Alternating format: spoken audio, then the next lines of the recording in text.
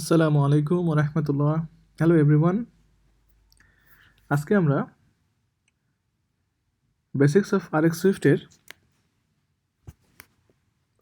Transformations, filter এবং combine দেখার চেষ্টা করব। আমরা এর আগে রিঅ্যাক্টিভ প্রোগ্রামিং কি, সাবজেক্টস, অবজারভেবল সিকোয়েন্সেস এবং ইম্পর্টেন্ট টপিকগুলো অলরেডি কভার করে ফেলেছি। যারা নতুন তাদেরকে আমি বলবো এর আগের এপিসোডগুলো দেখে আসার জন্য, তাহলে আজকেরটা বুঝতে সহজ হবে। তো চলুন শুরু করি। ট্রান্সফরমেশনসের মধ্যে আমরা ম্যাপ দেখব, ফ্ল্যাট ম্যাপ দেখব, স্ক্যান, বাফার, এগুলো দেখব। তো ম্যাপ হচ্ছে এক ধরনের ট্রান্সফরমেশন, যেটা কি না আমার এমিশনের আগে আমি যদি চাই যে কোনো একটা ইভেন্ট এমিট হবে, তার আগে আমি ওইটাকে ট্রান্সফর্ম করে নেব বা কোনো ধরনের কারেকশন বা চেঞ্জ আমি করে নেব, তাহলে আমরা এই কাজটা এখানে করতে পারি। তো এখানে আমি একটা এক্সাম্পল দেখাচ্ছি, খেয়াল করেন যে এখানে আমার অ্যাকচুয়াল ইভেন্টটা এখান থেকে ফায়ার হচ্ছে, যেখানে আমি দেখতে পাচ্ছি যে 1, 2, 3, 4 এগুলো আমার ইভেন্ট ফায়ার হচ্ছে। আর আমি ম্যাপ করতেছি কি, যে আমি এই প্রত্যেকটা ইভেন্টের যে ভ্যালু আসবে সেটার সাথে 10 গুণ মাল্টিপ্লাই করতেছি। তাহলে ব্যাপারটা কি আসবে, যে যখন আমার 1 এই ইভেন্টে ফায়ার হচ্ছে, এর সাথে 10 গুণ করলে 10 হচ্ছে, 2 এর সাথে 20, এইভাবে 30, 40 এইগুলো আসতেছে। দ্যাট মিন্স আমার যে অ্যাকচুয়াল ইভেন্ট আছে সেটাকে আমি ট্রান্সফর্ম করে নতুন ইভেন্ট অ্যাকচুয়ালি আসলে এমিট করতেছি। ঠিক আছে, সেটার আমি কোডের এক্সাম্পল দেখাইছি যে আমার অবজারভেবল অফ এই আইটেমগুলো আমি এর মধ্যে দিলাম, ম্যাপ করলাম, ম্যাপের মধ্যে আমি ভ্যালু পাচ্ছি, ভ্যালুটার সাথে আমি রিটার্ন করার সময় কী করলাম, 10 গুণ করে দিলাম। তাহলে আমি সাবস্ক্রিপশনের মধ্যে কী পাবো, সাবস্ক্রিপশনের মধ্যে যেটা আসলে এইটার result, that means value into 10, সেইটা পাবো। তাহলে 1-এর ক্ষেত্রে 10, এভাবে 10 গুণ করে আমরা ভ্যালুগুলো পেয়ে গেলাম।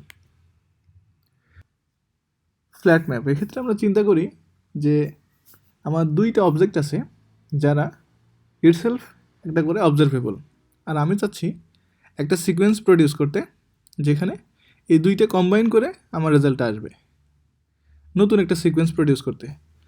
দ্যাট মিন্স আমি এক্সাম্পলটা যদি খেয়াল করি যে আমার এটা একটা অবজেক্ট, সেটাতে আমি দেখতে পাচ্ছি যে এর ইভেন্ট হচ্ছে 1 আর 2, আর বি আরেকটা ইভেন্ট বা অবজেক্ট যেখানে এই 2টা ইভেন্ট ফায়ার করে 1 এবং 2। আমি চাচ্ছি নতুন সিকোয়েন্স, তাহলে ফ্ল্যাট ম্যাপ কী করবে, এইটা এবং এইটা, এই 2টাকে আমার নতুন একটা সিকোয়েন্স তৈরি হলো। এটা অবশ্য সুইফটেও আছে, সুইফটের সাথে এর সিমিলারিটিজ আছে। সো আমরা সুইফটে যারা ফ্ল্যাট ম্যাপ অলরেডি ইউজ করেছি তারা অলরেডি জানি এই জিনিসটা কী। সো এটাও একই জিনিস। এখানে আমরা কোডে একটু খেয়াল করি, সিকোয়েন্স 1 এর মধ্যে আমি অবজারভেবল অফ 2টা আইটেম নিলাম 1, 2, আর সিকোয়েন্স 2 এর মধ্যে আমি 2টা আইটেম নিলাম 1, 2। এবার আমি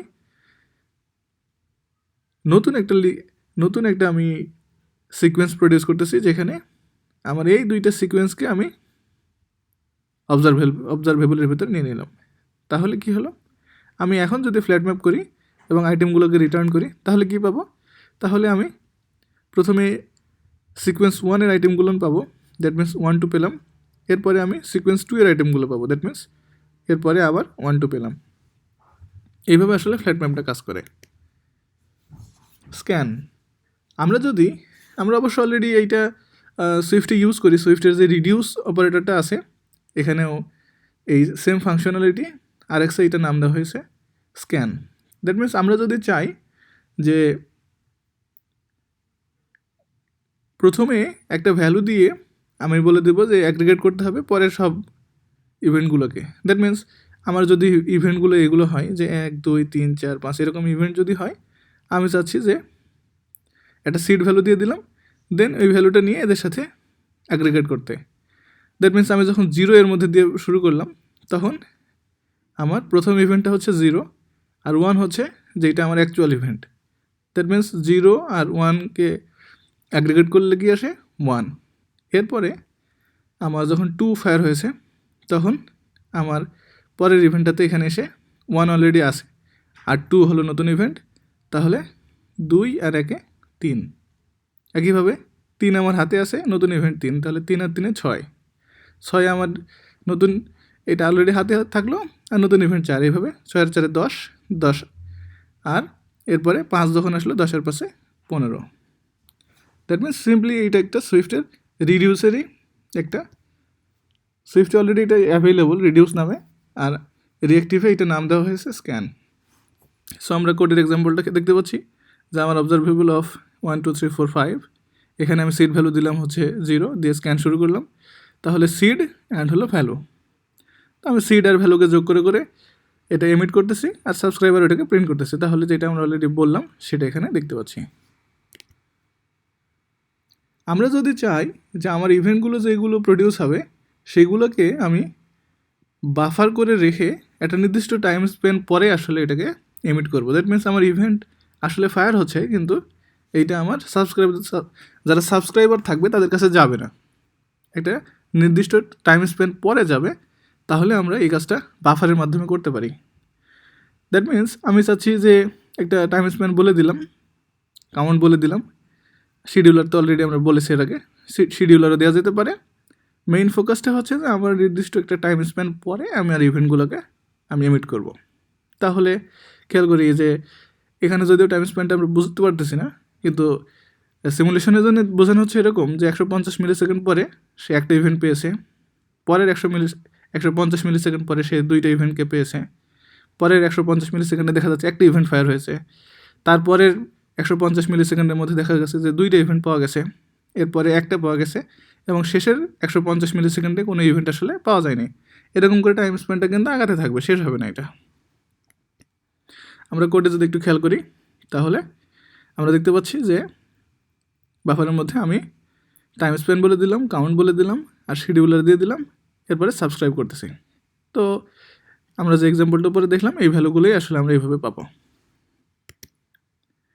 এরপরে আমরা দেখব ফিল্টার।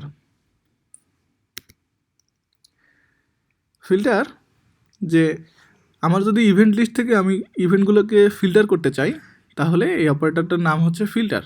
দ্যাট মিন্স আমি ফিল্টারের মধ্যে কোনো কন্ডিশন দিয়ে দিলে সেটাকে আমরা যে এমিটেড যেই ইভেন্টসগুলো আসবে সেখানে আমরা পাবো। সো এখানে আমি যে এক্সাম্পলটা দেখাচ্ছি, এখানে আমি চাচ্ছি যে যে ইভেন্টের ভ্যালুগুলো 10-এর বেশি সেইগুলো শুধু আমি দেখতে চাচ্ছি।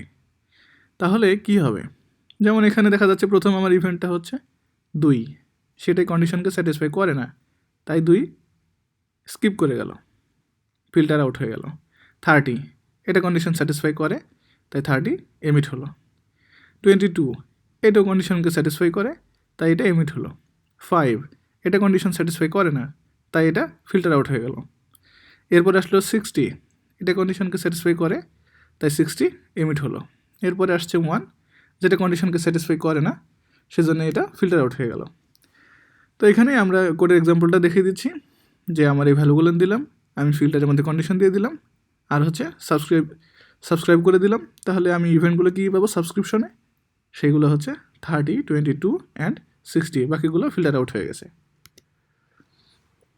ডিস্টিংক্ট আনটিল চেঞ্জড, এটা বলতে বোঝানো হচ্ছে যে আমার যদি এমন প্রয়োজন হয় যে আমার সেম ইভেন্ট আমার প্রডিউস হতে পারে, কিন্তু আমার পরপর এক ইভেন্ট আসলে এমিট করার প্রয়োজন নাই, এরকম যদি কোনো সিচুয়েশান অ্যারাইজ করে, তাহলে আমরা এই ডিস্টিংক্ট আনটিল চেঞ্জড এই অপারেটরটা ইউজ করতে পারি। দ্যাট মিন্স সে কী করবে, যে আমার পরপর যদি সেম ইভেন্ট আসে তাহলে সে কোনো ইভেন্ট ফায়ার করবে না। দ্যাট মিন্স প্রথমে আমরা একটু এক্সাম্পলটা খেয়াল করি, আমার 1, এটা এর আগে যেহেতু কোনো ইভেন্ট নাই, সো এটাকে সে ফায়ার করে দিল। এরপর আসলো 2, প্রিভিয়াস ইভেন্ট কী ছিল 1, এটা আসলে মিল নাই, সো এটা ফায়ার করলো। পরের ইভেন্টটা কি 2, প্রিভিয়াস ইভেন্টটা কি 2, সেম ইভেন্ট, সো এটা সে এমিট করলো না।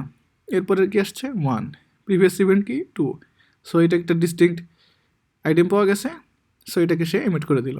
এরপরে কি 3, প্রিভিয়াস আইটেমের সাথে মিল নাই, সো এটাকে এমিট করে দিল। দ্যাট মিন্স আমার যদি রিপিটেড আইটেম আসতে থাকে ভ্যালুগুলো, তাহলে সেগুলোকে সে স্কিপ করে যাবে। কোডের এক্সাম্পলটা আমরা খেয়াল করি, এখানে আমি আইটেমগুলো নিলাম, আমি এই অপারেটরটাকে কল দিলাম, এরপরে সাবস্ক্রাইব করলাম, আউটপুট কী পেলাম যে 1 2 1 3, দ্যাট মিন্স মার্বেল ডায়াগ্রামে আমরা যেটা পেয়েছি সেটা আউটপুটে আসছে। এরপরে আমরা দেখব ডিবাউন্স। ডিবাউন্স হচ্ছে যে আমি টাইম স্প্যান বলে দেব, যে টাইম স্প্যানের মধ্যে কোনো ইভেন্ট যদি ফায়ার করে সেগুলো আসলে আমি চাচ্ছি না, নির্দিষ্ট সময় পর পরে আমি আসলে যে ইমিশনটা হবে সেটা চাচ্ছি, যে ভ্যালুগুলো হবে সেগুলো চাচ্ছি। তো প্রথমে ডিবাউন্সের মধ্যে সাপোজ প্রথম ভ্যালুটা দিলাম, ফায়ার যখন করলাম তখন প্রথম ইভেন্টটা আসলো টাইম স্প্যান পরে। এরপরে আপনি এখানে খেয়াল করেন যে 2, 3, 4 এই ইভেন্টগুলো এমিশনে কিন্তু আসেনি, এমিটেড হয়নি। কেন? কারণ আমার ডিবাউন্সের মধ্যে যে টাইম স্প্যানটা দেওয়া আছে এগুলো আসলে ওই সময়ের মধ্যেই ঘটে গেছে। সাপোজ আমি 150 মিলি সেকেন্ড যদি টাইম স্প্যান বলে দিই আর তার মধ্যেই যদি এই ইভেন্টগুলো ফায়ার করে তাহলে কিন্তু এগুলো এমিট হবে না, সেজন্য এগুলো কিন্তু ফিল্টার আউট হয়ে গেছে। এরপরে টাইম স্প্যান পরে যদি 5 এই ইভেন্টটা আসছে সেটা আসলে আমরা এমিটেড হিসেবে পাচ্ছি। একইভাবে নির্দিষ্ট টাইম স্প্যান পরে 6 ইভেন্ট ফায়ার হয়েছে, সেটাই এমিটেডও হয়েছে। এরপরে হচ্ছে টেক। আমি যদি বলি আমার এরকম যদি প্রয়োজন পড়ে যে আমার ম্যাক্সিমাম এন সংখ্যক আমার আইটেম দরকার আছে, এরপরে আর আসলে আমার সাবস্ক্রাইব করার দরকার নাই বা আমার এমিট করার দরকার নাই, সেক্ষেত্রে আমরা টেক ইউজ করি। তো টেক কী করবে, আমরা এন সংখ্যক আইটেম বলে দিলে যে কয়টা বলে দেবো প্রথম থেকে ওই কয়টা আইটেমটি সে নিয়ে ক্লোজ করে দেবে। দ্যাট মিনস আমি এখানে 2 বলেছি, তাই 1, 2 এই দুইটা আইটেম নিয়ে সেখান থেকে ক্লোজ করে দিল। এরপরে 3, 4 যে দুইটা ইভেন্ট আসছে এগুলোকে সে আর কিন্তু নেয়নি। এরপরে হচ্ছে স্কিপ। আমরা ঠিক টেকের উল্টাটা এটা, যে আমি স্কিপে যে কয়টা আইটেম বলবো আমার স্কিপ করার ক্ষেত্রে সে ওই সংখ্যক আইটেমকে স্কিপ করে পরেরগুলোকে নেওয়া শুরু করবে। এখানে আমি যেহেতু 2টা বলেছি, প্রথম 2টাকে সে স্কিপ করেছে, বাকিগুলোকে সে এমিট করতেছে। এবার আমরা দেখব কম্বাইন। কম্বাইনের মধ্যে স্টার্ট উইথ আছে, মার্জ আছে, জিপ আছে, কনক্যাট আছে, কম্বাইন্ড লেটেস্ট আছে। চলুন আমরা দেখি। Start with. আমার এরকম যদি কখনো প্রয়োজন হয় যে আমার ইভেন্ট যেগুলো প্রডিউস হবে এর সাথে প্রথমে একটা ইভেন্ট আমি ইন্টেনশনালি পাস করতে চাচ্ছি, বাকিগুলো আমার ইভেন্ট যেগুলো আসবে সেইগুলোই আমি ইমিট করব, সেক্ষেত্রে আমরা স্টার্ট উইথটা ইউজ করতে পারি। যেমন এখানে আমি দেখাচ্ছি স্টার্ট উইথের মধ্যে আমি 1 পাস করেছি। এই 1 দিলাম, তার মানে হলো যে আমার এতে যেই ধরনের ইভেন্ট আসবে সবই আমি পাস করব, ঠিক আছে, কিন্তু প্রথম ইভেন্টটা হলো আমার 1। সেটাই দেখতে পাচ্ছি যে আমার প্রথম ইভেন্টটা হচ্ছে 1, এরপরে যেগুলো আসছে 2, 3 সেগুলো সব সে পাস করেছে। কোডের এক্সাম্পলটাও দেখি আমরা। কোডের এক্সাম্পলে দেখতে পাচ্ছি যে আমার অবজারভেবল আইটেম নিয়েছি 2, 3 আর স্টার্ট করেছি 1 দিয়ে। সো আমি প্রিন্টে কী পাবো, 1, 2, 3 পাবো। এরপরে হচ্ছে মার্জ।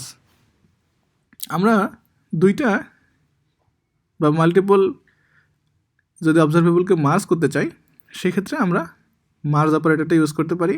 সে সিম্পলি কী করে, দুইটা ইভেন্টকে সিঙ্গেল একটা ইভেন্টে এমিট করে। দ্যাট মিনস আমি এখানে এ আর বিকে মার্জ করতেছি, তাহলে কি পাবো, 20 যখন ইভেন্ট আসলো 20 সরাসরি চলে আসছে, 40 আসছে, 60 আসলো, এরপরে 1 আসছে, আমরা দেখতে পাচ্ছি 1 সরাসরি বসে গেল।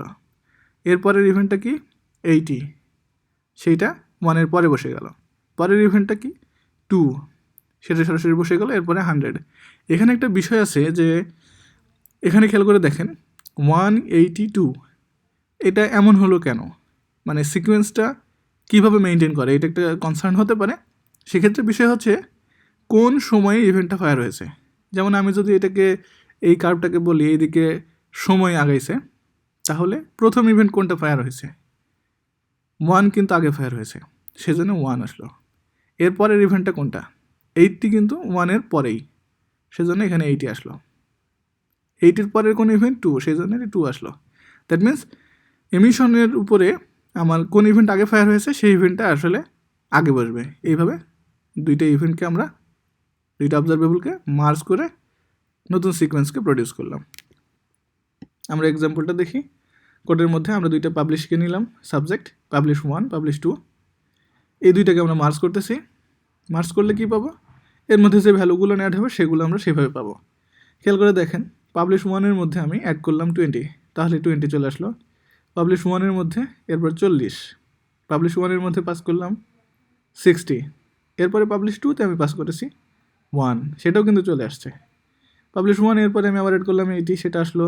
পাবলিশ 2-তে আমি 2 অ্যাড করলাম, সেটাও চলে আসছে। এবং পাবলিশ ওয়ানে আমি 100 অ্যাড করেছি, যেটা চলে আসছে। এবার আমরা দেখব জিপ। আমরা যদি চাই যে দুইটা অবজারভেবলকে আমরা জিপ করতে চাই,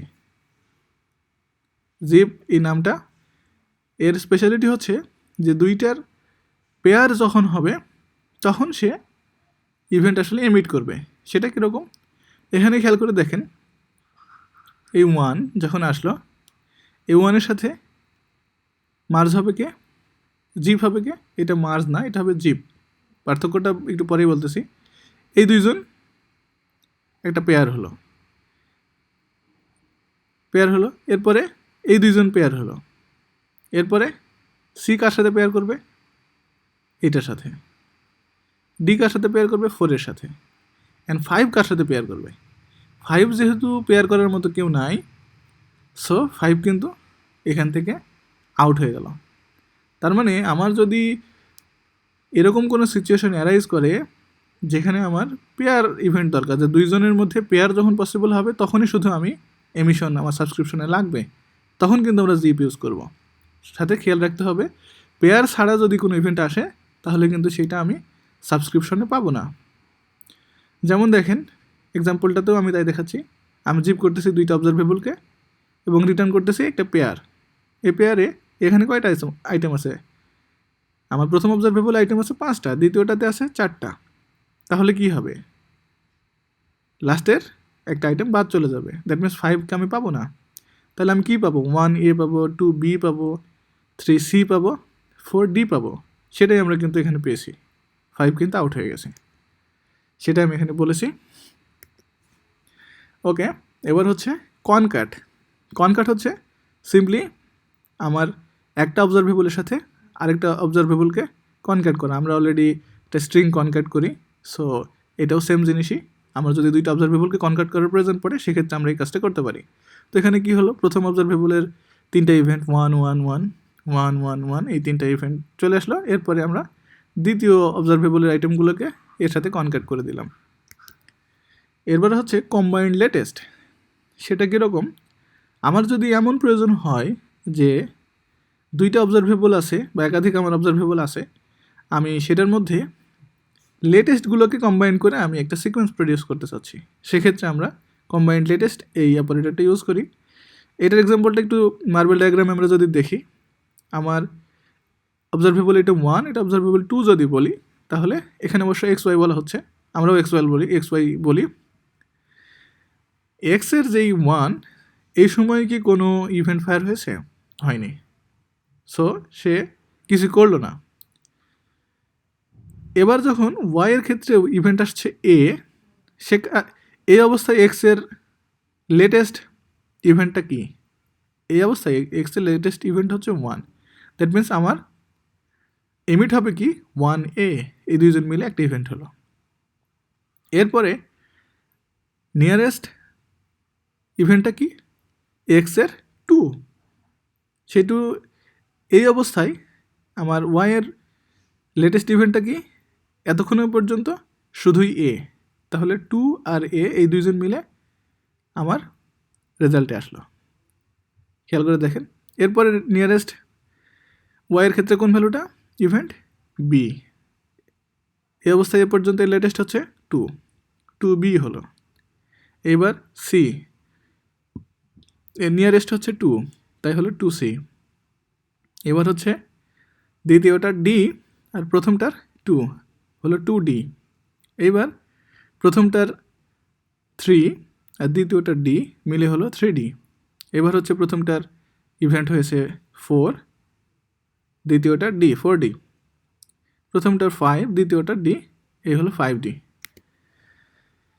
আমরা আরও যদি অপারেটর চাই, অনেক অপারেটর আছে যেগুলো আমরা এই ওয়েবসাইটে গেলে পাবো, reactivex.io। এই ডকুমেন্টেশনের মধ্যে গেলে অনেক অপারেটর আছে, যেখানে RX সুইফটের স্পেসিফিক ক্যাটাগরিও আছে, সেখানে আমরা পাবো। এবং গিটহাবে reactivex/RX সুইফট নামে একটা রিপোজিটরি আছে, যেখানে বিশেষ করে RX সুইফটের বিষয়ে যেসব অপারেটরগুলো আছে সেইগুলো ডিসকাস করা হয়েছে। সো আশা করি অপারেটর এবং অপারেটরের যে ব্যবহার, ট্রান্সফরমেশনস, ফিল্টার, কম্বাইন, এই জিনিসগুলো অনেক ইন্টারেস্টিং, আসলেই অনেক ইন্টারেস্টিং। আপনাদের অনেক ভালো লেগেছে আশা করি। আজকে এ পর্যন্ত এখানেই শেষ করতেছি। সবাই ভালো থাকেন। আল্লাহ হাফেজ। আসসালামু আলাইকুম ওয়া রাহমাতুল্লাহ।